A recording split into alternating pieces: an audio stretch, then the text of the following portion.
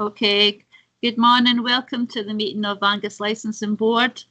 As this meeting is online, could everybody please make sure that their microphones are on mute, and then they could raise a hand if anybody wants to ask a question. Thank you. First of all, start with apologies for absence. There's no apologies, convener. Thank you. Oh, sorry, I've got somebody leaving a message on this answer. Typical way when you're online. Can I have any declarations of interest? Does anyone have any declarations of interest? No? Okay, we'll move on to the membership of the Angus Licensing Board. With reference to Article 7 in the minutes of meeting of the Council of the 30th of June 2022, the Board are asked to note that Councillors Clark and Fairweather have resigned from the Board, and that Councillor Meekin has been appointed as a member of the Angus Licensing Board, bringing the membership of the Board to 9.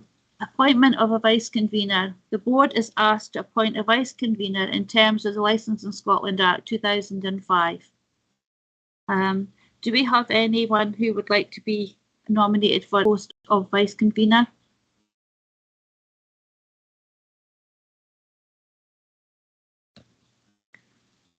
Okay, George, you've got your hand up.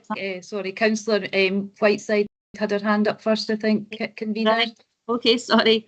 Okay, Beth. Thank you, convener. I was just going to nominate Councillor Meekin for the post of Vice Convener. Okay, do we have a seconder for that? I was going to second. Right, thank you, Councillor Grace.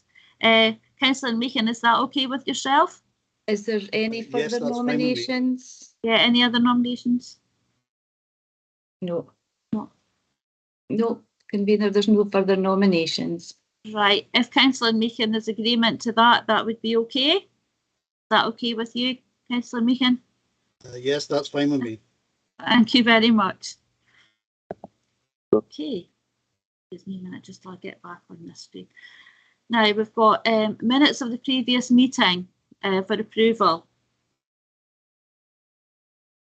Is that okay with everybody? The minutes from the meeting of the 9th of June. Agreed. Approved. Okay. Now we're going to start with new premises licensing under the Licensing Act 2005, and we have a report by the clerk regarding the NISA local at 25 Fisher Acre Arbroath. Yeah, convener, we've got in the meeting Mr. Mohammed who wishes to speak, and there's no objections to this application. That's great, thank you. Mrs. Anderson, would you like the applicant like to speak now? Is he online okay? Hi, good morning. Morning. Yeah, my name is Sai Muhammad, and thank you very much for considering my application. And I promise to the board that I'll be abiding by the law and terms and condition and everything. And I promise that there are going to be no complaint. And I'm grateful to you for supporting my business.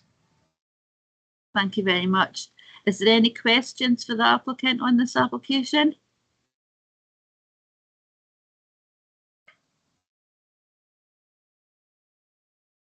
There was an operating plan that had to be amended. It was amended, yes, sorry. Yes, thank you. Yes, is Nikki actually on the call just now? Nikki Correll? Yes, I'm on the call, but through my phone, Councillor. Oh, sorry, okay. Yeah. Yeah, everything's resolved at these premises. Mr. Mohammed supplied a new layout plan and everything's up to date now. That's great, thank you. Does the board have any questions at all? Nope. No. I think this is okay just to go ahead and approve if everybody is in agreement with that. Agreed. Okay. Thank you very much. Robbie, Thank you very much, board. Thank you very much. Is now joining. Thank you. The next one under the new premises licensing act 2005 is the Angus Grill and Larder. I hope I'm going to pronounce this right. Wallenbrechen. And I think the applicant has Mrs. Hood to talk on this one. Is Mrs. Hood on the call? Mrs. Hood was meant to be coming into the meeting because our other appointment had been deferred, but I don't see her in. The members did get out a written representation from Mrs. Hood if she couldn't manage in her absence to just consider it. There's no objections from ECP. However, they have asked for conditions regarding the outdoor area, and the LSOs also suggested 8 conditions should the board be minded to grant this application. I don't know if the board want to proceed just on the written representations Mrs. Hood has sent. Yeah, I think we do actually. Management may be required, but it's actually in an area near the A90, which doesn't have an awful lot of houses round about that area. So I don't myself think that there's a problem actually with the noise. Councillor Darno, would it be possible for me to give some advice to the board? Would be great, thanks Tina. So the application is as you have stated, and it's as per the report. As Nicky Corletto's LSO has alluded to in her report, there, and as Mrs. Hood has stated and provided information in her report, what is sought is 10 o'clock, 10 p.m. For the outdoor drinking, as opposed to standard conditions, which are 9 o'clock. Mrs. Hood has addressed that in her, as to why she has requested that in her submission. So I would respectfully submit to board members that this is something to consider and to weigh in the balance. With regard to children and young persons, you will also see, as members are aware, model conditions, and I will narrate it to you if that's of help. Model conditions within the statement of licensing policy, and model conditions, as members know, are attached to each licence. The model condition at number 2C states children and young persons must be accompanied by, under direct supervision of a responsible adult not less than the age of 18, who must keep proper control of the children and young persons at all times. I would respectfully submit that the board members may wish to consider, based upon the application, whether they are willing to delete young persons from that model condition that I have referred members to, because as it stands alone, it would appear to be in contrast to the application. As Mrs. Hood has alluded to, she talks about young persons being not requiring to be accompanied. So that is, in my respectful submission, something that the board members may wish to think about and consider. Thank you very much, convener. Thank you, Tina. Okay, Councillor Meehan, you have Yes, it was just to clarify, in the papers, I may have read it not quite right, but it seemed to suggest there was nothing really near these premises. But in actual fact, the map shows that directly behind the premises, there's actually a row of cottages. Now, these cottages, I mean, I don't know the distance, but we're not talking about miles or anything like that. It may be 100 yards. One of the maps actually show that. Now, I wrote down the number, and I now can't find it, but I think it was page 30 or thereabouts, if members wanted to have a look. I'll just try and find it. Yep, it's page number 30. On there it shows the Angus Grill and Larder, and then if you follow down the road, there's an L-type shaped, looks like building. That's actually a row of cottages, which are have residents. Yeah. So just make that point that there are actually dwellings relatively near Angus Grill and Larder. It's not in the middle of nowhere. Thanks for that, Councillor Meehan. I think that's a good point, because on the actual map that we have, you can't really tell that there's cottages there, and it's great to have local knowledge on this. So maybe the initial conditions that are normally set should be implemented in this case. Tina, can I have some advice on that, okay? Oh, you're on mute, sorry, Tina. Apologies, I'm on mute. Councillor Donald, I just wonder whether it's a matter that you should defer perhaps to the end of the board's meeting for Mrs Hood to be present. She did indicate her submission that she would put forward to you, but it may well be that these questions are something that you should be put to her for her to answer. And I would again state to board members that that might be something to consider. Councillor Whiteside? Yeah, I was just going to say it would be quite useful to know the actual distance of the cottages from the premises, but Ms Mogson's suggestion is quite a good one, I think. Yeah. Councillor Brace? Yes, well, I was just going to say I'm very familiar with this site. I think the amount of noise that comes off the A90 is going to completely dwarf any noise that's coming from the cafe, and I don't think there will be any problem here. But yes, we should proceed, I think, as Tina suggests. Yeah, we'll just leave this one till the end then, Tina. Thank you. Fiona, would it be possible for Mrs Hood to be contacted? I've just emailed her asking her to join. She did indicate that she would be joining this morning, Tina, because her matter at the Dundee board had been deferred, but I don't see her in the call. But I've sent her a message. Lovely, thank you. Thank you. Okay, can we wait a minute, here she comes. In here now, that's handy. Right, thank you. Morning, Mrs. Hood. Can you hear us okay? Good morning. Thank you so much for letting me come in late and letting me deal with the matter that I had in Dundee. And I hope I haven't held you up. No, we're on time. We're okay. Oh, thank you. If you could actually just explain to ourselves, we were just looking at the map for the Angus Grill and Larder, and we're just wondering where the cottages are in the vicinity of this, because some of the local councillors have indicated that the cottages are actually nearer than what that looks like on the map.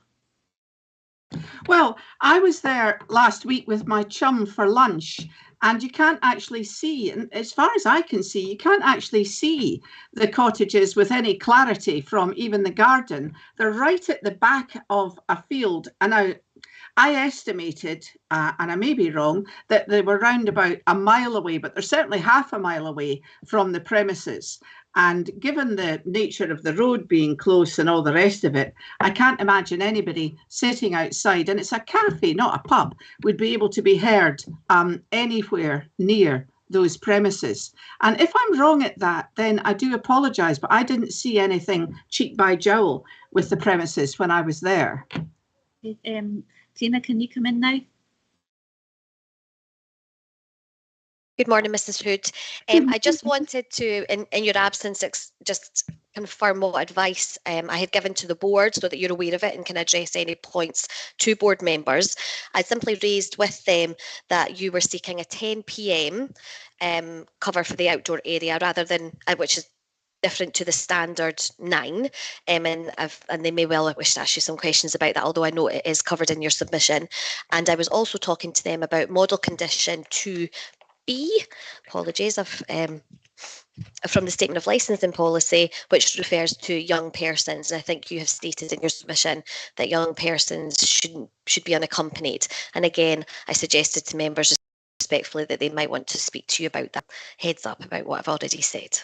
Thank you very much for that. I was anticipating you would have these comments to make, and I'm most grateful to you for putting it to me as well.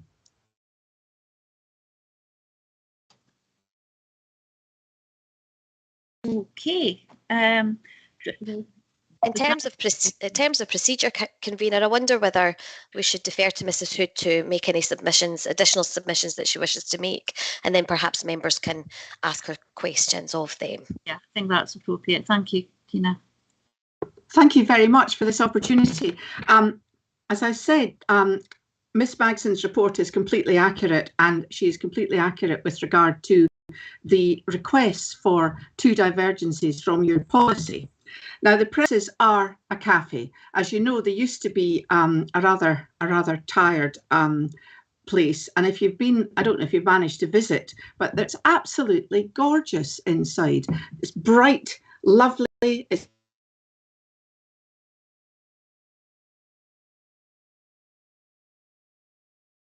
Oh,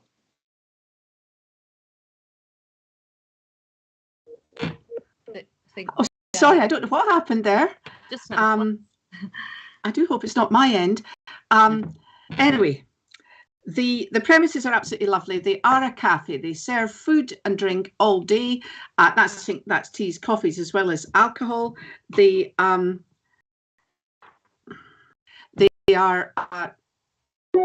have a small shop area where they sell everything from alcohol to lovely fudge. I have to admit, this isn't helping me at all, and all sorts of other interesting coffees. There's a small fresh food section, which is definitely welcome in the area. They want to be able to deliver these things, and they have accepted the delivery drivers training and guidance, which your honours have accepted in the past. The majority of the application is, as I said, within policy. Now, I know that you are obviously aware. Oh, I think we've lost her. I think she's gone. Yeah. Okay. If we just give her a minute, she'll probably rejoin convener. I think Janet's having connection issues, but here she comes. You know, it might be an idea if Mrs. Hood was to turn the camera off, that might assist slightly. Yeah. I turned the camera off, okay. I will do that right now. Sorry about this. That's the camera off. My broadband seems to be okay. I honestly have no explanation for this, and I do apologise. Right. 17 and 18-year-olds have the ability to get driver's licenses, whether for bikes or for cars. And they don't tend to go out with their parents when they have that type of mobility. I fail to see that there would be any real reason why they shouldn't have the opportunity of going into a cafe to have a soft drink, to have a cup of coffee, to have something to eat.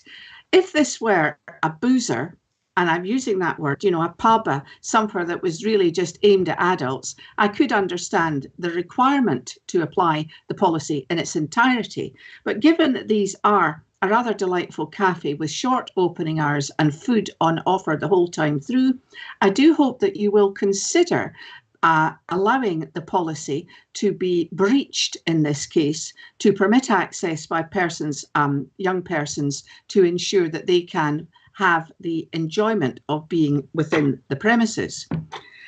Now, the other part of it is, as Tina has properly pointed out, is the fact that they would quite like to be able to sit outside for the whole time the premises are open. In the summer, this summer in particular, it's been lovely to be able to sit out to 10 o'clock. We don't usually get opportunities like this. These premises have a smashing fire pit, keeps people cosy, keeps the midges off.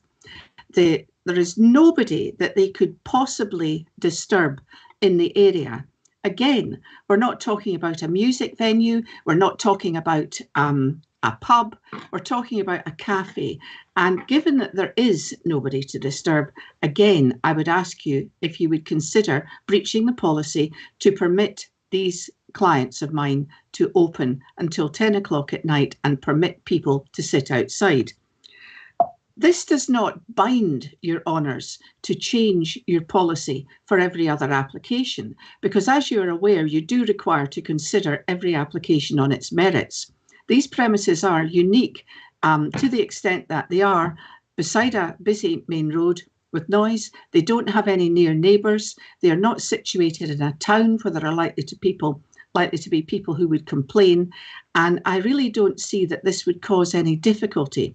As you're aware, and I know the board has considered this before, if issues arose, then you have the ability to call people in very short notice to seek a review of any premises licence. So again, I ask you to please consider allowing these two breaches of policy to occur. All the staff have passed the 2 hours compulsory training, which of course you would expect. There is a sound reminder system in place. Will McPherson, who is the manager of the premises, has previously worked with some fairly major premises, Hilton and the large organisations and is well used to training staff. The premises are lovely. I really do ask you to consider granting them as we would like to see it. And who benefits from this? Locals. I've been there with several of my friends. The premises are always busy when I go there, and the delivery service will be welcomed by people living in the community. Delivery and food and drinks is now becoming very popular. Tourist offerings of local goods. Now they are specialising in local goods. For instance, the sausages and the sausage sandwiches come from Brecon, the butchers in Brecon. We get the craft alcohol is made locally. The handmade sweeties are made locally. The soaps are made locally. Everything is trying. The ethos behind this is to benefit Angus and the surrounding area. Obviously, some things have to come from further away because you're obviously not going to get bananas growing up here yet, I suppose. Passers-by benefit and tourists benefit. The people enjoy this type of offering across the country, and I do hope that you will consider that I have been persuasive enough to allow you to move beyond policy. You have got the 5 objective statement, and I have, I hope, pointed out that there are no particular reasons for refusal of this application under exception of the change of policy. Thank you very much for listening to me on this one. I move the grant. Okay, thank you, Mrs. Seed. That was a good explanation of the premises. I don't actually have any problem with this application. Does anyone have any questions, or does anyone, Councillor Fotheringham? Thank you, Convener. It's a comment, if I may. Yeah, thank you. Okay, thank you, Convener. Councillor Bates, do you have a question or is it a comment? It's a comment. Right, Councillor Gregg, have you got a comment or a question? It's a comment, Convener. Right, okay, we'll go with Councillor Meehan, are you your comment as well? A question. Okay, you can go first then. Thank you. I'll get your questions first. Firstly, thank you for the presentation. However, I'm still a bit concerned that what we have here is we have evidence coming forward which states there's no near neighbours. Then there's neighbours which are about possibly a mile, and then maybe half a mile. I'm not convinced that those cottages are anything like half a mile from those premises. And it's just to clear that up. I mean, I think we need to know, are they near it or are they not near it? So that was one thing. I think I'll leave that at the moment. Okay, thank you, Councillor Meehan. Councillor Scott, do you want to have a question as well? No, mine's as a comment. Okay. So I think Convener, Councillor Fotheringham's hand number 1. Yep. Councillor Fotheringham, do you want to come in first? Yes, thank you, Convener, and thank you, Mrs. Hood, for your very detailed and eloquent presentation, as always. As you know, Convener, I had the privilege and the pleasure of chairing this board for 8.5 years. And as Mrs. Hood said, this is not a bruiser. This was an untidy premise on the side of the A90. And it's great to see it in use. I haven't been past that area for quite some time, but she's mentioned sausages and fudge, which I like both, and I will definitely visit the next time I'm passing. As I've always said, Convener, in the last couple of years, this is an industry that's been absolutely decimated when we went through the COVID pandemic.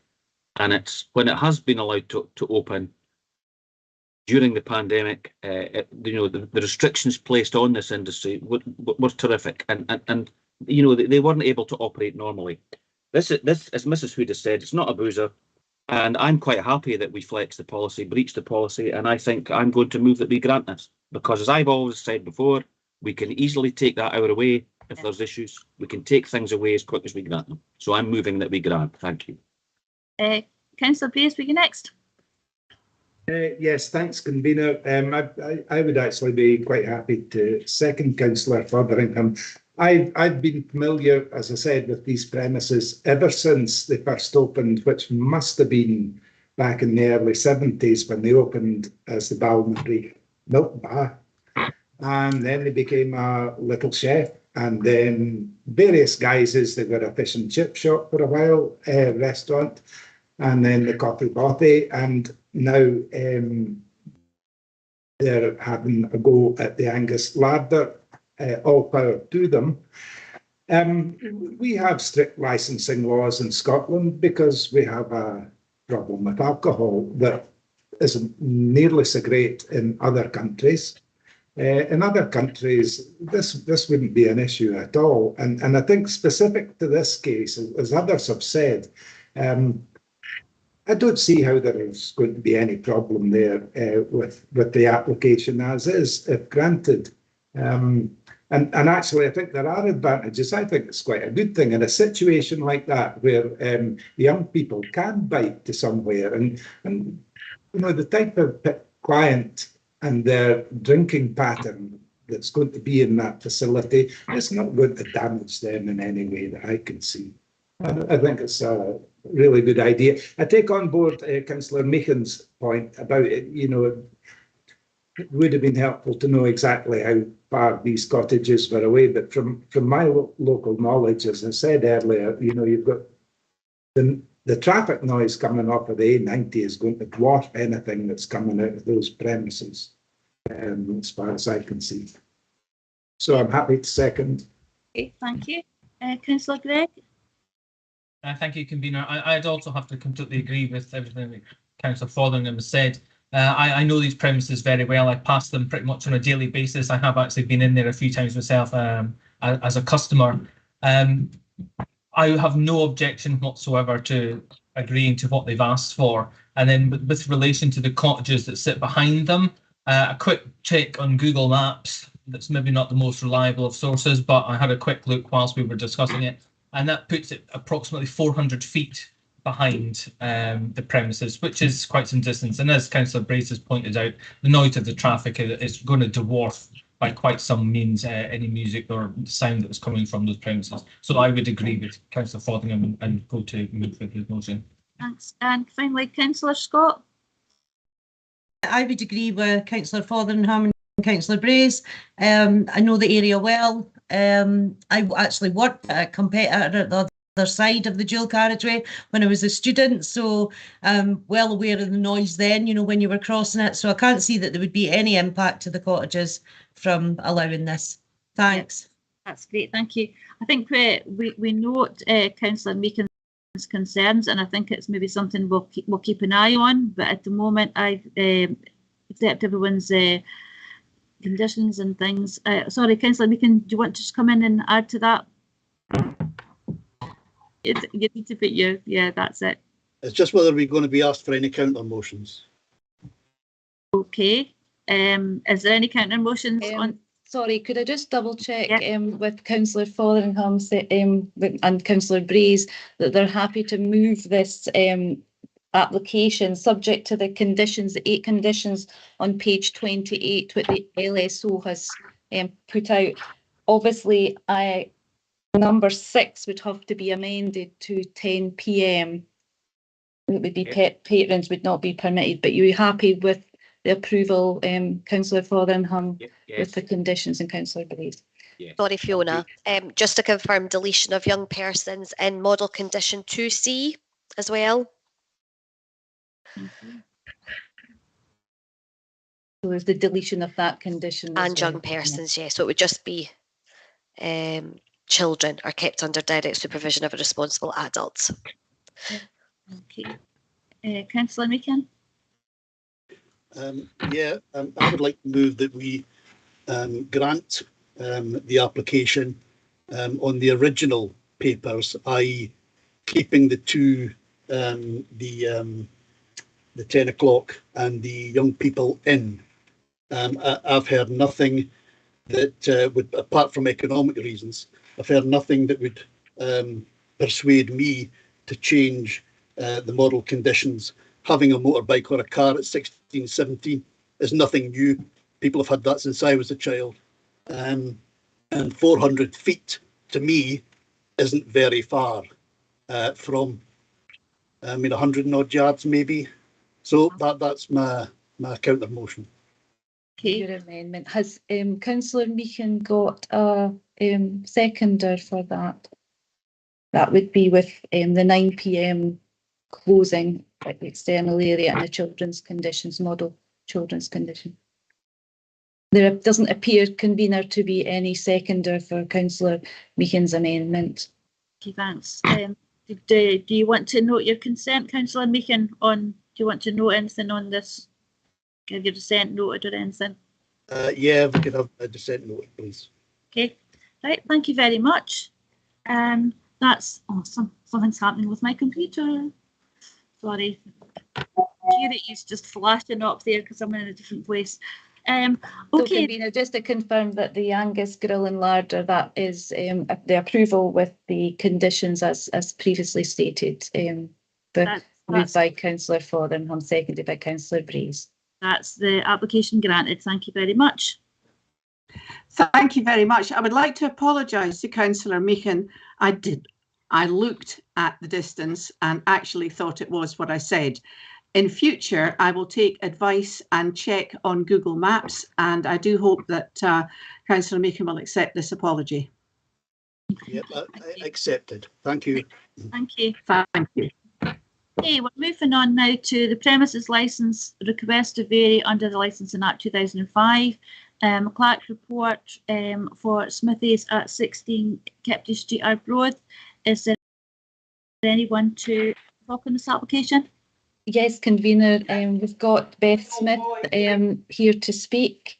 There's no objections for the application, but there's comments from Environmental Health and Consumer Protection, and Building Standard has suggested additional conditions should the board be minded to grant. That's great, thank you, Mrs. Anderson. Can the applicant talk on the application? Are they ready? Are they on? Yep, I'm here. That's great, thank you. Would you like to just talk a little bit about the application and about the amendments and things that's happened? So we were established in 2000. We're a fine food, artisan, Scottish produce, local produce, and a cafe on the side. The extension was to move our cafe next door, have everybody sitting there a bit more space, and expand the shop to showcase more local and Scottish and artisan products. The licensing part of it came into, as I say, just extending our display areas, which we'd been through with on the plans and amended the plans from the last meeting. We've had a gentleman, Petrie, in about the noise and odours that they were concerned about. We've sent him our full menus, how there's been no basically change in what we are prepping, the foods that we're providing, sort of thing. So no cooking smells, no external ventilation, no changes to the outside of the listed building, other than signage that's obviously all been submitted to you guys as well. Yeah, it's just to try to grow a business that's been here for 22 years and get it a bit better and even more local products that we can support, other than, we do have more than gin, but we've got plenty of that. Yeah, that's great. I did actually pass it this morning and the man was very busy, whatever he was doing with a ladder this morning when I passed. That was the new blinds going up. Does any members of the board have any questions for Mrs. Smith? No questions? Is there any comments on this application? Councillor Whiteside? Thanks, convener. Yeah, it's really good to see a business trying to grow, and in principle it looks really good. I'm just wanting to double check that all the outstanding items such as completion certificate and the queries about the WCs have been sorted out. Thank you. Mrs. Madsen, do you want to come in now?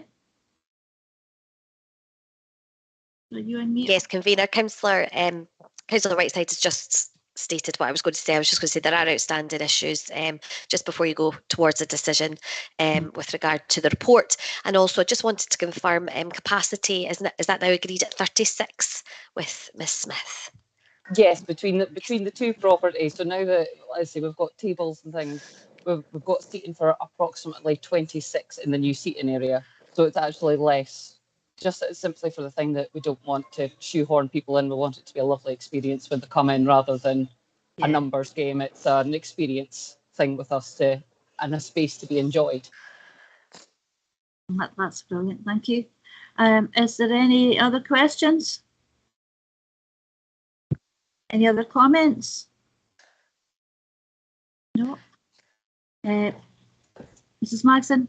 I don't know whether you want to consult with colleagues from ECP or Building Standards, just with regard to the comments that are outstanding on the report. Yeah. Also with Nikki, if she as LSO. Mr. Eason and Nikki, how are you getting on with this application? Mr. Eason, are you there? Good morning, convener. Yes. The two outstanding items relating to odour and noise have been addressed through the planning application, so don't really cover anything as far as we're concerned here. We're in negotiation with Ms. Smith in relation to this, so I've no doubt that these will be addressed over the course of the next few weeks. As she said, our understanding is there's no real change to the business in terms of what they're providing in terms of food in particular. So there's no hot food, there's no frying taking place or anything like that. So it's along the lines that it has been for the last 20 odd years. That's brilliant, thank you. Is Nikki Coletto there on the call? Yes, Councillor Dunn, I'm here. I have no further outstanding issues apart from the conditions that I've mentioned in my report. I visited Beth a few weeks ago, and the premises are really coming on. They're really lovely, I know, for a lovely facility. So I have nothing further to add. Okay, that's okay. Janet Hood. Oh. Is now joining. Oh, okay. Mrs. Hood, do you want to talk on the application? Oh, no, yes, I don't know what's happened here. The Kinloch, when the Kinloch Arms came up, it just disappeared. And I don't know what's been said before. I'm terribly sorry. I can't explain this. I've never had this problem with Janet, we're not on the Kinloch Arms. We're on sorry. Smithies. Oh, please forgive me. I really do. Because I didn't know where we were. That's my next one. I'll shut up now. Sorry. Yeah. Before we get on to Mrs. Hood, I just want to grant this application. Is everybody on the board okay with that? Agreed. Okay. Agreed. Thank you, Mrs. Convener, yes. Are the board happy granting to go with the 3 additional conditions? Tina may wish to confirm this. I think also Mrs. Tom has her hand up. Hi, Mrs. Tom, do you want to come in now? Hi, sorry, I don't usually put my hand up, but I was mentioned earlier, so I was just taking my slot. Yeah, in terms of building standards comments, I do have a slight update since we were last consulted on the application. A building warrant application has been received and assessed. However, there's no response as yet from the applicant or their agent in relation to the queries. Those queries were sent out on the 11th of June. The queries relate to the areas of the application and the layout whereby we either require more information or which do not detail compliance with the building regulations. So as per my comments, this includes lack of sanitary facilities for the increase in numbers proposed, and also the accessible access for such aspects such as disabilities throughout the cafe. And, you know, between the seating area and the WC locations. That was just my update for the moment for the board to consider. Okay. Okay, thanks again, Mrs. Tom. I was probably a wee bit waylaid there because obviously the toilets and the venting and the odours, that was on the application as well. Councillor Whiteside or Tina Magson, I'm not quite sure, I can't see which one you was first. Sorry, Councillor Dunno. It was simply to alert you to the outstanding conditions that Nikki has raised for your consideration, and also that Lee was there. So I'll put my hand down now. Councillor Whiteside. Thanks, convener. Yeah, just given the information from Lee Tom, I wonder if we could approve this subject to the completion certificate certificate being issued, because I know that this has already been heard previously, and that might save some time. I think everybody's supportive of it, but obviously want to see the completion certificate and the correct paperwork being in place. Yeah, that was exactly the same thoughts that I was having, Councillor Whiteside. If the board mind to agree that, then I would like to grant this application at the moment, and then on with the conditions that we'll wait until, well, we will get the building standards, forums, etc. Finished afterwards. Is that okay with the board? Agreed? Everybody's nodding here. Yeah. Agreed. Okay. And that's agreed with the additional conditions, Councillor Durno. Yes. Yeah. Thanks, Mrs. Anderson. Okay, that was agreed. Yeah. Smith, and the application is granted. Yeah, we'll let you get on with the DIY that's going on. Fantastic. Thank you. See you Thank soon. you so much, folks. Sorry, could I just double check with Mrs. Magson? Would that have to be a condition, Tina, that it would be subject to the completion certificate as well for building standards? I think I have to have a little think about that. Would board members mind me taking a 5-minute break with regard to that? Okay. Yes, the board wish to adjourn for 5 minutes till yeah, that would be fine. Just so we can get legalities sorted out, so we'll have it in writing and everything. Okay, thank you. Okay, I'll just stop the live stream, John.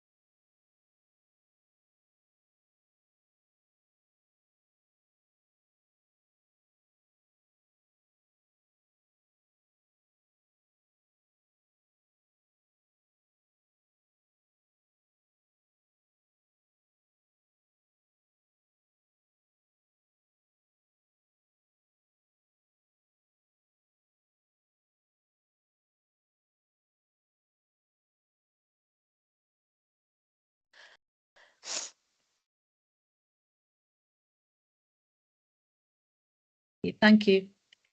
Okay, Ms. Madsen, can you let us know what's happening? Yes, thank you so much to board members for allowing me that brief hiatus to have a look at the legislation and consider the position. What I wanted to check was in a premises licence, we have to have what we call Section 50 certificates lodged to be able to have that proceed and to be considered.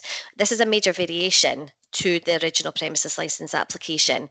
And my reading and my advice to the board, my reading of that is that you don't require a supplementary Section 50 effectively in relation to this. So my advice to the board is that no condition requires to be granted, that the application can be granted by members in its entirety today.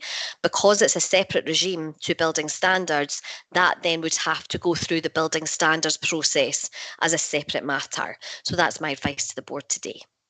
That's great, thanks. I think we did have a similar situation before, but I can't remember where it was. So I thought that would be okay. Okay, can I say that we can grant this now?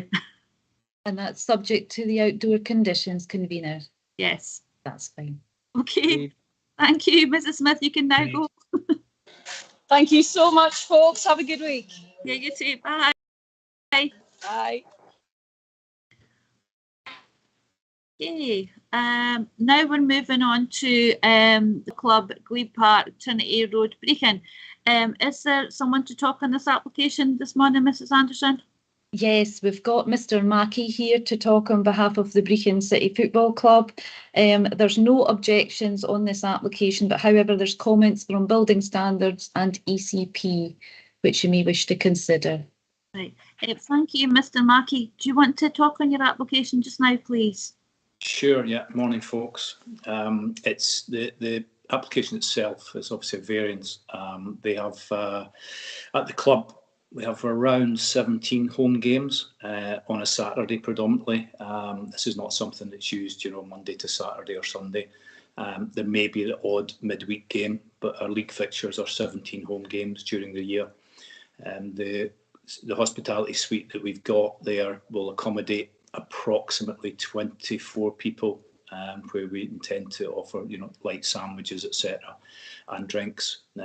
Predominantly, the people will be pre-booked. We don't have a lot of away fans travelling. It's a lot of local people that are using the facility. We've more or less grown out of the current facility we've got. And as I say, it's not used too often. Sometimes we're not having a lot happening between April and the start of the season again in July. Yeah, and I believe you're now in the Highland League. We're travelling every second Saturday during the season to places most of us have never been before. Yeah, that's why I was sort of wondering, because I thought you're probably going to be away more than maybe you're at home. So this application was a wee bit confusing with the off sales. Myself, maybe when Nikki wants to come in and sort of what's the word, clarify what the actual hours and things are going to be, because it was a wee bit different from before. So Nikki, can you talk on Mr. Mackey's application to see what's changed and what he's now looking for, because it's a bit confusing. She's still there, is she? There you go. I haven't spoken to Mr. Mackey, unfortunately, since the last board meeting. I'm not sure what the application is he's looking for. So I'm not going to be much use, Councillor Dunno, on this, I'm afraid. Yeah, maybe I can add a bit of value there, folks. Yeah, that there is no intention whatsoever to allow anyone to purchase alcohol to walk off through the football park out into the public area. That's not, so I'm not sure where the confusion came from previously, but absolutely we would not be wanting to sell alcohol to be taken off-site. Okay, I think there might be a few questions from the board members. Does anyone have any questions on the application?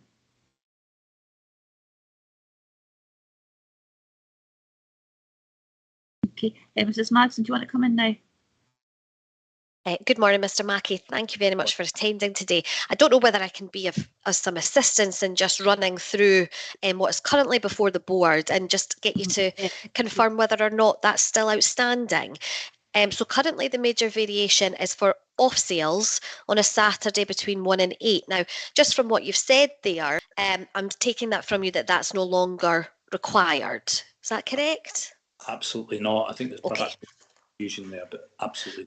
Okay, so you're not going to be moving that part of the major variation that's before the board then. So members don't need to consider that any further. Is that right? Correct, yeah. Right. Okay, the remaining part of the application is to add activities, conference facilities, receptions, including weddings, funerals, birthdays, retirements, and outdoor drinking facilities. And it says out with core hours. I'm presuming those activities are still what the football club are looking to add.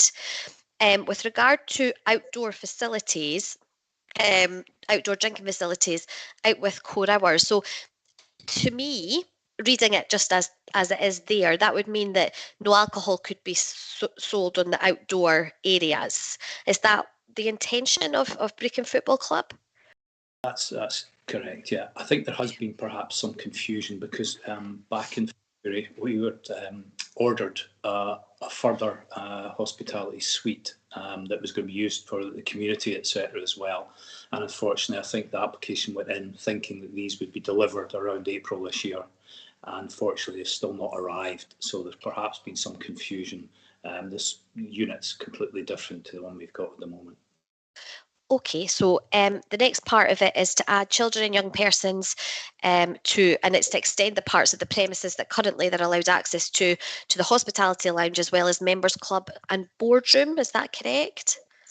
So yeah, we've got with the kids part, if they're being accompanied by their parents, etc. We've got them if they're match sponsors. We allow them to come into the boardroom. We would like them to be able to come with their father if he wants to pay for the hospitality package. We would not be allowing obviously youngsters in on their own. But that's basically where the children's part of it's been introduced. So that's still correct. That still remains the requirement of Brecon City Football Club. Okay, so then we get to the layout plan, and I think this is this and capacity are possibly, apart from off sales, the other couple of questions. So I wonder if the layout plan was to be provided to incorporate 2 new porta cabins positioned on the ground. Now, we never received the licensing processing team. We never received that from you, and the previous application was withdrawn, which I do think had 1 porta cabin on the site. So I think there would need to be some clarification for board members about the intention around this now, and then we would need a further layout plan. Sure, yeah, and I can only apologise with a bit of frustration with our architect because we've been promised this basic layout plan for some time, but the actual cabin is in situ. It's within the boundaries of the ground itself and doesn't look onto the park. The one that we've got that's ready to go just now, the other one unfortunately is not there yet, and there's still a bit of debate about the exact location that will be located. And is the intention for it to be there? It will be definitely, it will be coming into the ground, yes. Okay. Yeah, so that is still an outstanding matter. Yeah. Right.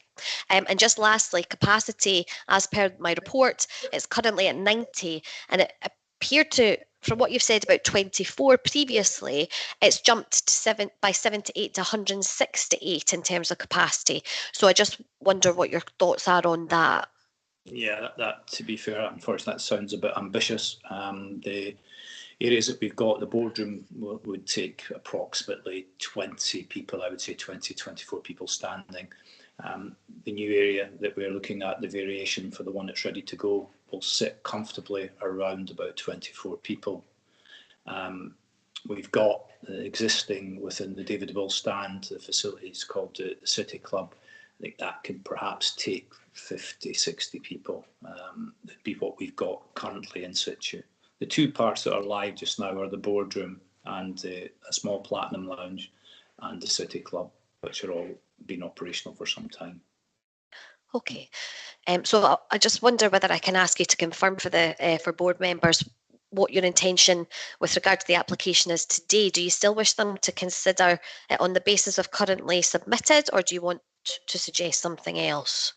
I was hoping that we could get the go-ahead today for the unit that's ready to be operational which is for seats around 24 people.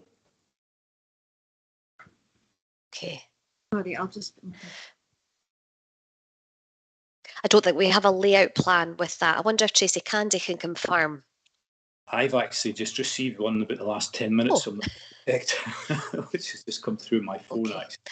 Okay, I won't speak anymore. It's obviously for board members to ask you any further questions and to determine. I'll perhaps just ask Councillor Durno to ask me to come in with legal advice after members have asked you any further questions. Thank you for your time. Thank you. So is it my understanding, Mr. Mackey, that you actually have a licence at the moment for other parts of the football club, and this is a licence for this new porta cabins that you're requiring to do more functions? Is that basically the gist of it? That's correct, yes. And Yeah. one not arrived. Unfortunately, we don't have a date for that one, but we do have one that's there. And I think we've had 4 games into this season, so we've got one that's located within the ground just now, yes. Okay, right, because basically people want to maybe have a party, a birthday party or something at the football club, and this is why you need the additional licence. Can I have any comments or questions or anything from the board on this application? No one? Oh, thank you, Councillor Nicholl. This is your area. Great to have a local member. Okay, can I have a question or a comment? It's actually a comment. Thank you, convener. I mean, this is a well-run club. It's not a fly-by-nighter thing, and I've got great faith in what they're doing, and hope that this can help boost the club. And I've got no problem in supporting their application. Okay, Councillor Meehan. I'll admit I don't know much about the club, but I'm sure it's an exceptionally run facility. My issue is I'm totally confused about what we will be actually voting on. I've read the papers, however, that doesn't seem to be the position now.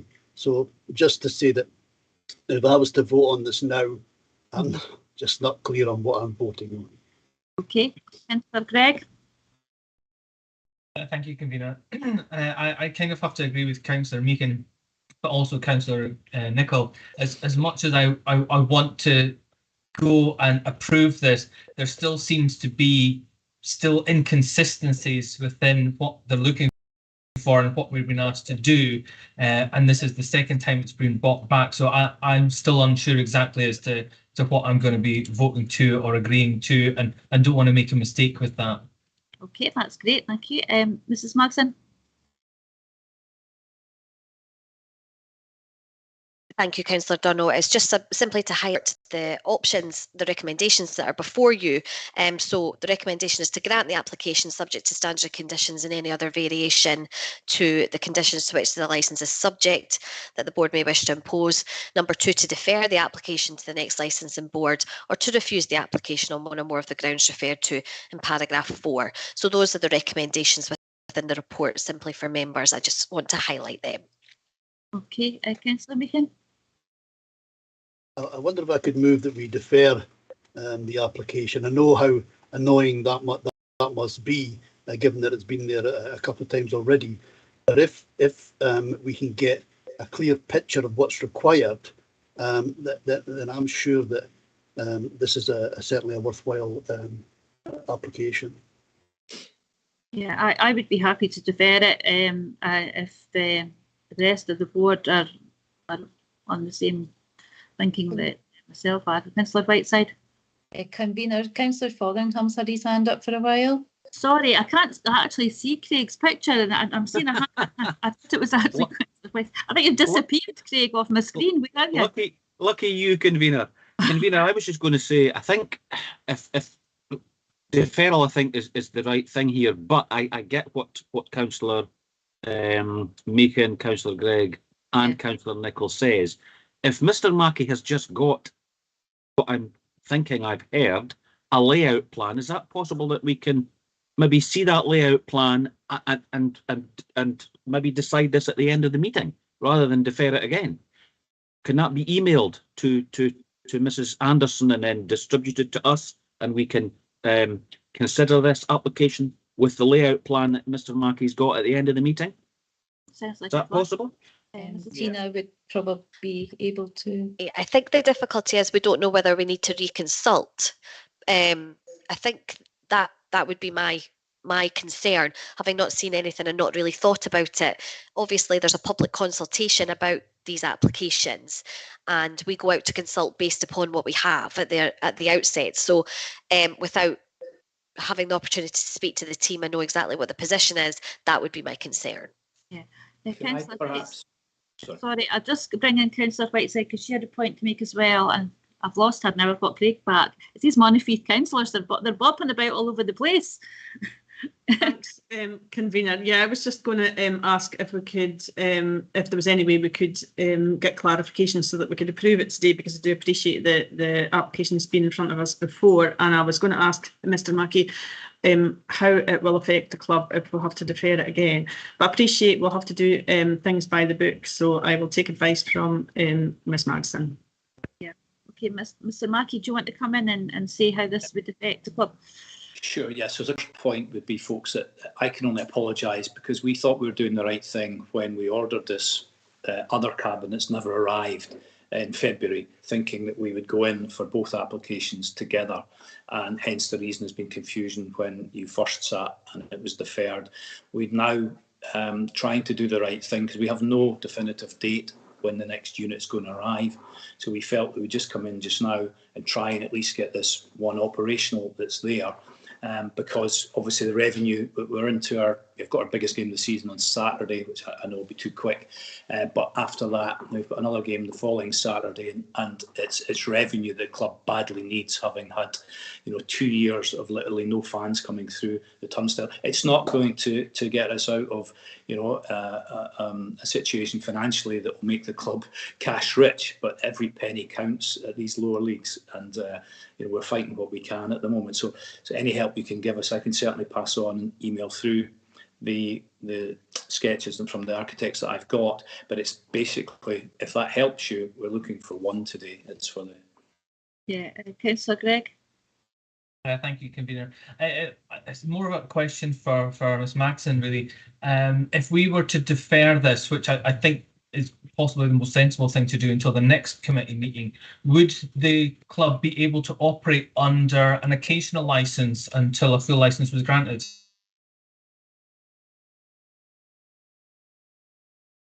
Potentially. I don't think they've applied for an occasional licence, so obviously that takes time, and we do recommend that people give us 7 weeks notice. So, but there's potential there. Okay.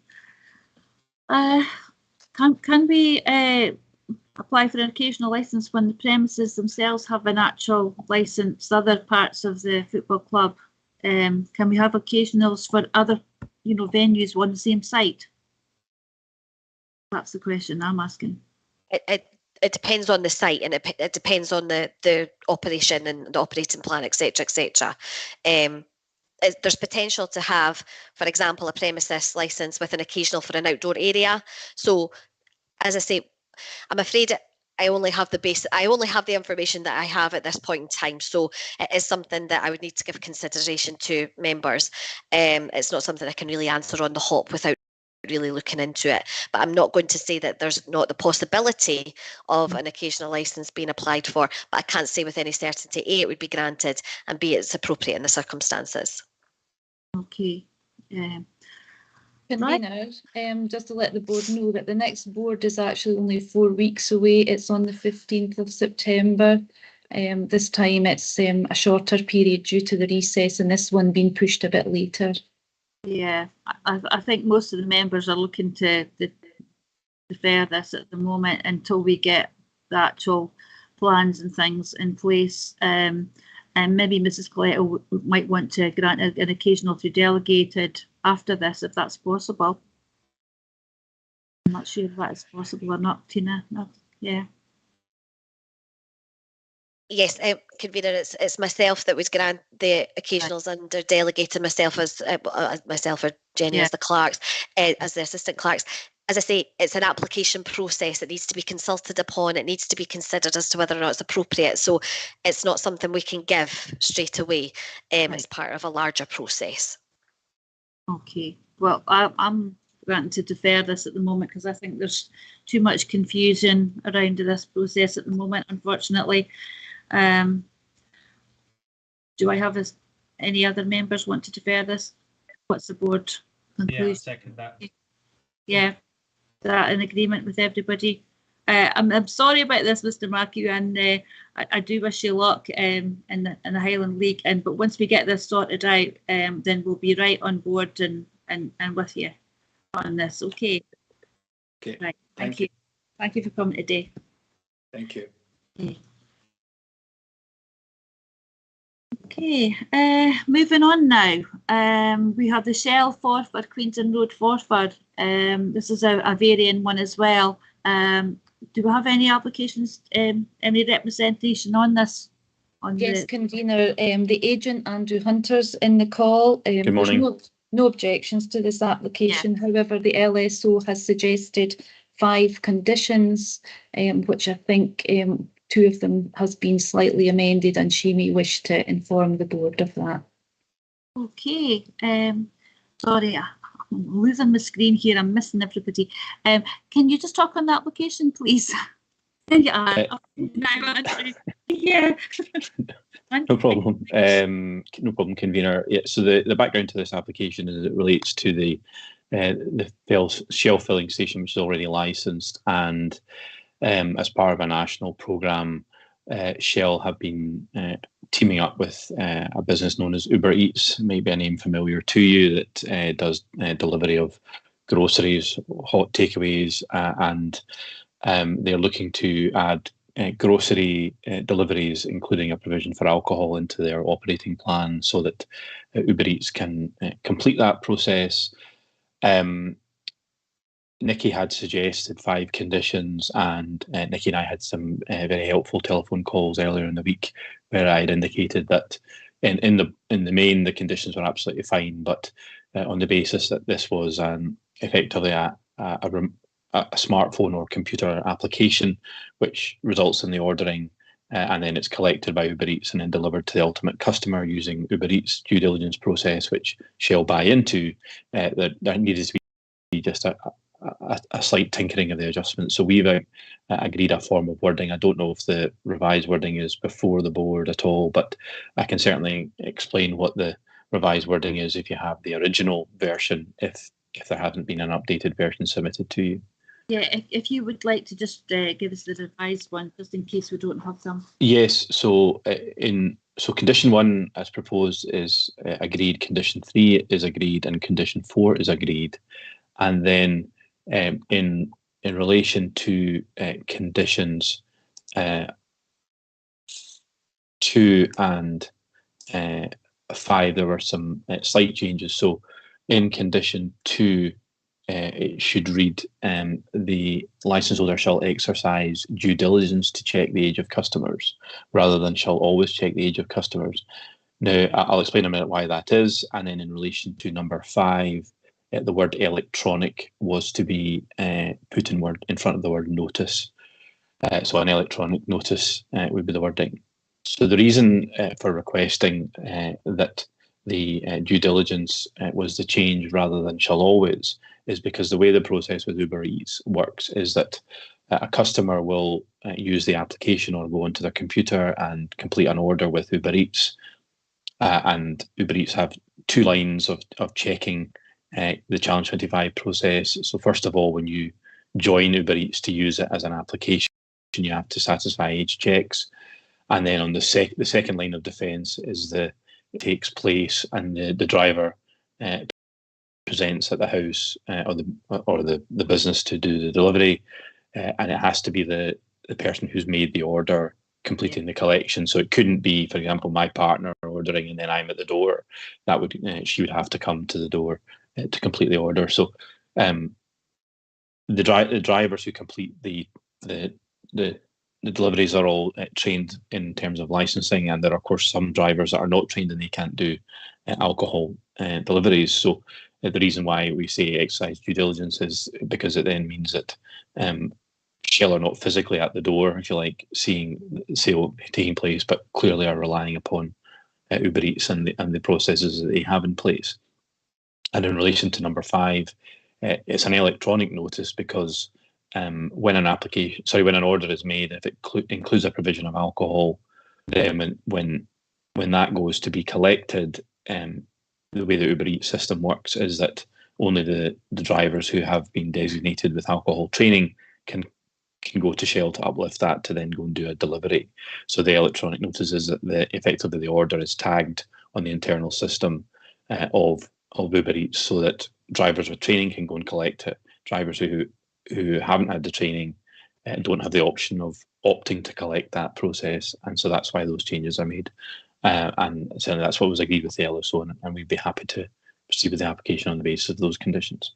That's great, Mr Hunter. Thanks for explaining all that and the amended ones as well. That's really helpful. Councillor Greg, sorry. Thank you, convener. Whilst I'm very familiar with Uber Eats, I've used that all over the world. I've never used it to have alcohol delivered. So my question would be for the LSO, for Nikki. Are test purchases and things carried out in the same way on these delivery services as to which they would be for an off license or somewhere else? So, for example, could someone purchase alcohol on behalf of a minor, even though it was ordered through their app and they're the ones collecting it at the door, and things like that? Is that within the realms of possibility, or? Oh, you've caught me off guard there, Councillor Gregg, because I really don't know the answer to that. I've never used Uber Eats myself, so I really don't know. I don't know if Tina can help on that or not, or even Andrew Hunter.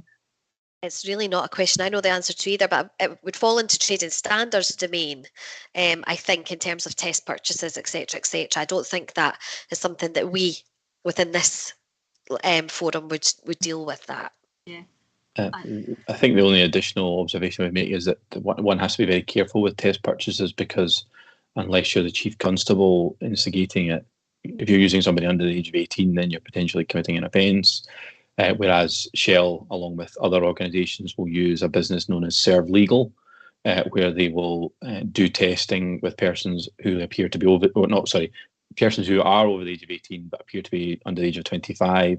So they'll test in-house the staffing and what they'll do if someone is approached. But it's a good point. I mean, what I would say about Uber Eats is that, and the risk, I can say this because nobody with Shell on the call, at the risk of insulting Shell, it's used by Asda in Forfar for their deliveries, and I suspect a business like Asda would not be risking their licenses, if they weren't satisfied that the appropriate course of action was being undertaken by Uber Eats. Shell to the same degree, but obviously licenses are less important to them as their overall business, because clearly, there would be a huge credibility issue if deliveries weren't being done correctly.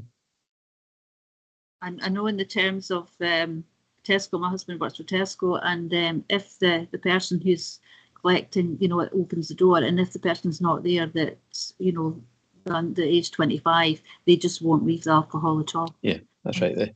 If it's not the person who made the order able to show the identification to the driver, then the order is effectively cancelled and the alcohol is returned. Thank you, Mr. Hunter. Councillor Whiteside? Yeah, I think we should just move to approve this as per the conditions that were discussed. Yeah, I'm happy with that as well. Agreed. Yep, agreed. Granted. Thank you very much. Thank you, Mr. Hunter, and I hope you're really busy. Thank you. Okay, the next application we'll have.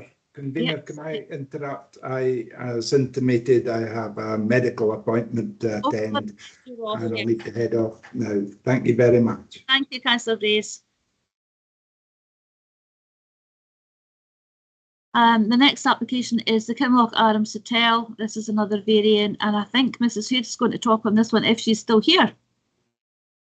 Yes, convener, Mrs. Hood's still in the call, and she has submitted written submissions on that, which the board have seen, and I think Mrs. Hood will confirm that she's happy now with the 9 p.m. closing with the external area, and I think she wishes to, our client wishes to withdraw the music in the external area, but Mrs. Hood will confirm this. Okay, thank you very much. Mrs. Hood, are you there? I feel like I've been back doing it. I think she's. I can't see her. Well, she's on a telephone. Oh, that's what I can't see it. Well, yeah, because the picture was taking up too much, wasn't it? Oh, where are you? She is in the call, but Janet, I think, is it John? Is it *6 to unmute again? Is it on the telephone?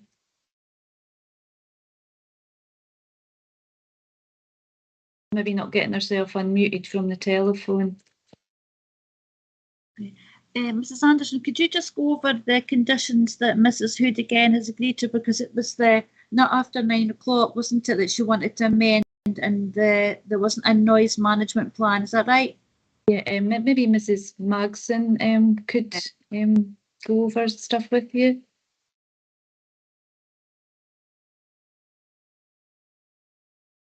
Yeah.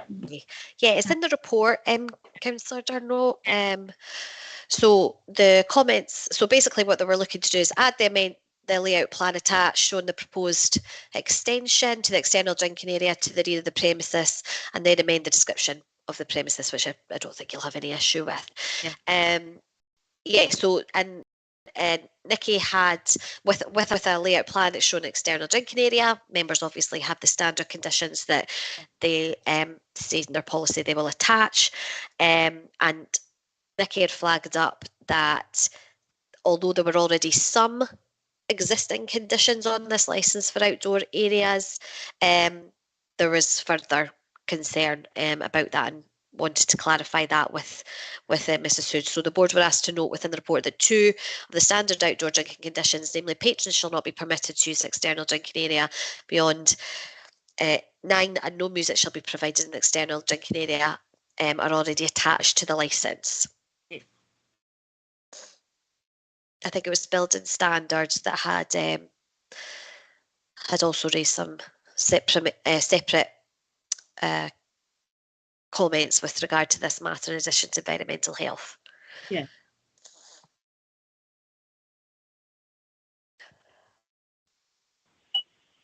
Janet Hood is now exiting. Oh, I think Janet's having problems this morning with internet. So if you just give her a moment, I think she's going to try and come back in again. Yeah. Yeah, she's just messaged me, Fiona, to say she's leaving and coming back in because she can hear you, but you can't hear her. No, I think when you're on a telephone, you have to press *6 to unmute yourself.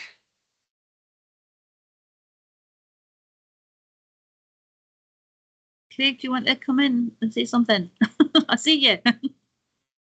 You're on mute. You need to unmute yourself. You're on mute, Craig. Oh, technology and me is not going well today. Thank you, convener. Can we maybe get an update from environmental health and building standards, just to what they've written in the report? Because I noticed that they've got a noise management plan, but if no plan has been submitted in the report, and then building standards have comments as well. So I'd maybe like to hear from these two. Mrs. Tom's there for building standards. Yeah. Hi, sorry. Yeah, our query was in regards to the numbers on this application. I think Mrs. Hood has clarified that as long as it remains at the 250 persons, then we would have no issue. I think there was some confusion in my comment regarding a notional figure applied to the outdoor balcony space, and that is just to clarify for overcrowding that there's not going to be, say, 250 or 240 people out there. But I do note that the occupancy is not going to be in addition to the inside one. Janet Hood I have no issues with that. The only thing is a building warrant is obviously granted, but obviously a completion certificate has to be accepted before it's used. But again, I think Mrs. Hood has clarified that in her submission as well. That's great. Thank you, Lee.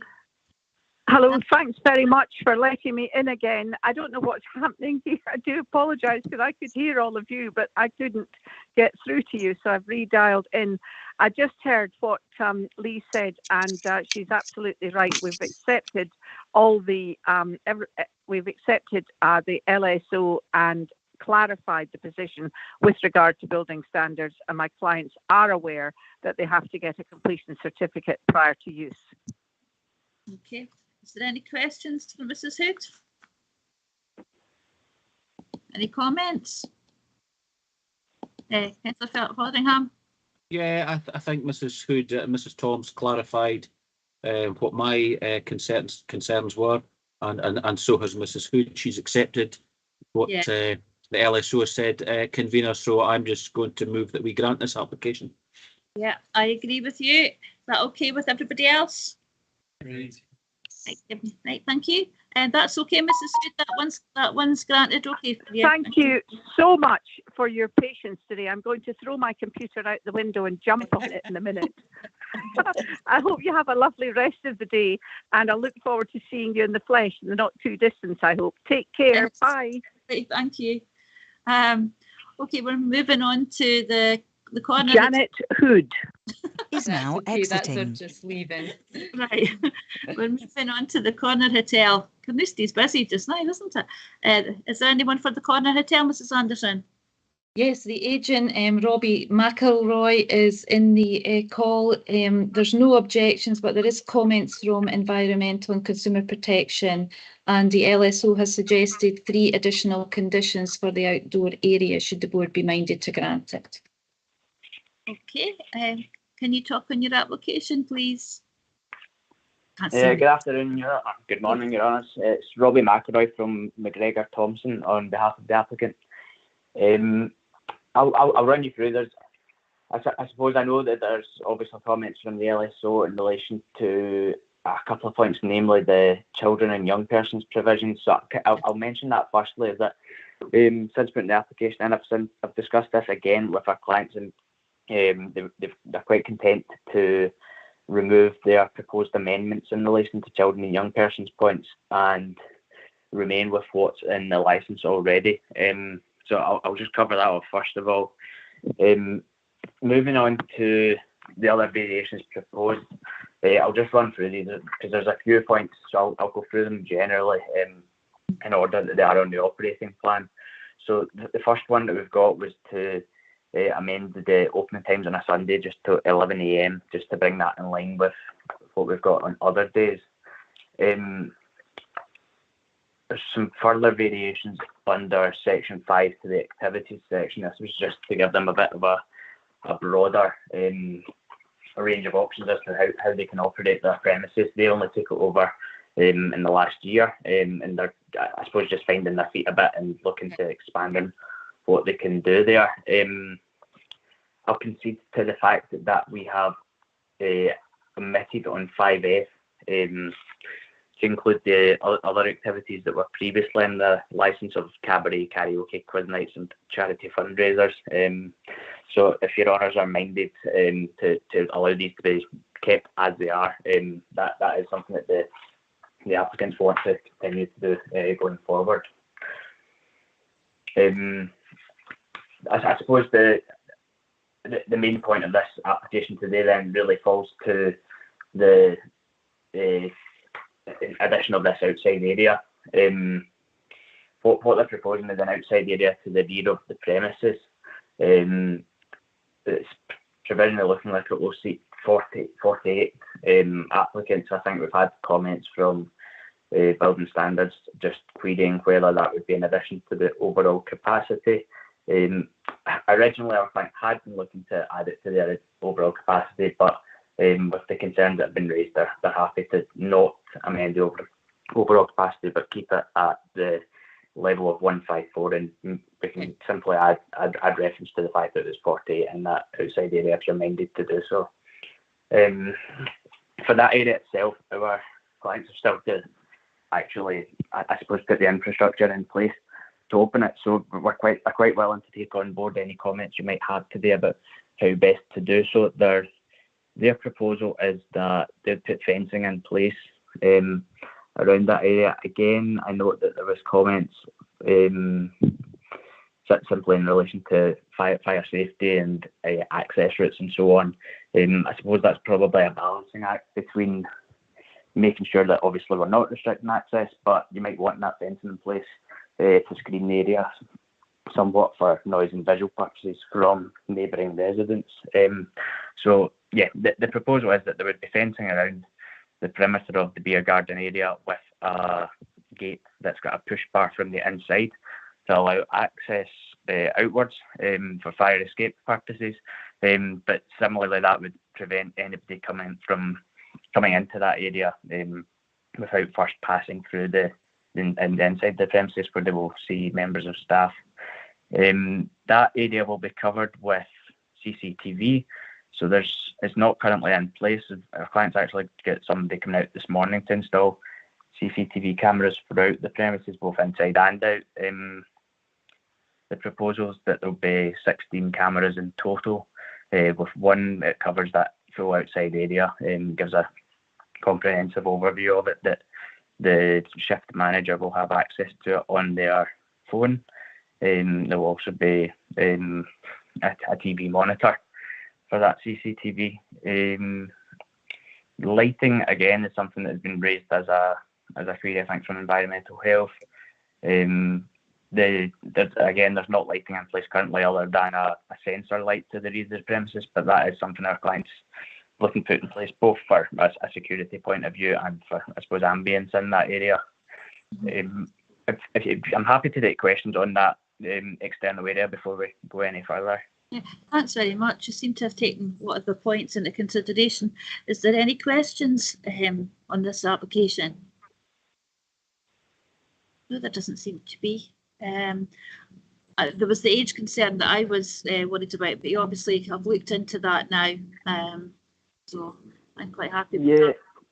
Yeah, I suppose what our clients have been trying to do is, I think they were trying to strike a balance in between keeping their residents happy and providing a more flexible approach to that. I don't think that's been entirely executed in the application. But just having a conversation with them this morning, they seemed content with what they've got already, and I think just to keep things a bit more straightforward, they were content to just stick with what they've already got. I don't know if environmental health have got anything else to add on this. Is Therese in there, or is he gone? Thanks, convener.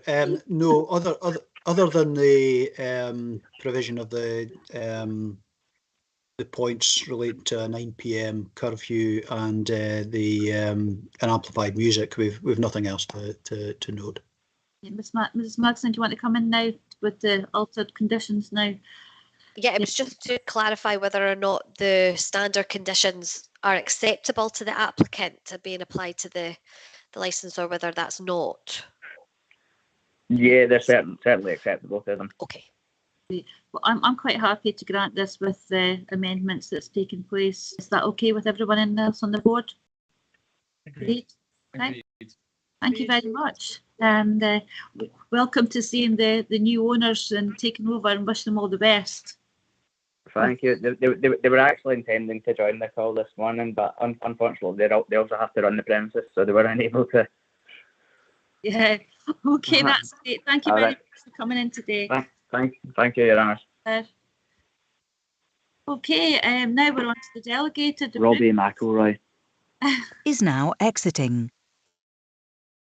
Okay.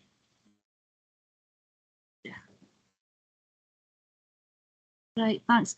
Tina, these are all delegated approvals now that are on the next items, isn't it? Is everyone okay with the delegated approvals? Sorry, convener, just if we could go through each one just individually, just for monitoring purposes. So it would be item 8. Okay, item 8 on page 67, 68. Read. Okay. Item 9 on 69 to 79. Agreed. The premises license variations on page 80 to 82. Agreed. Agreed. The extended hours on pages 83 to 84. Agreed.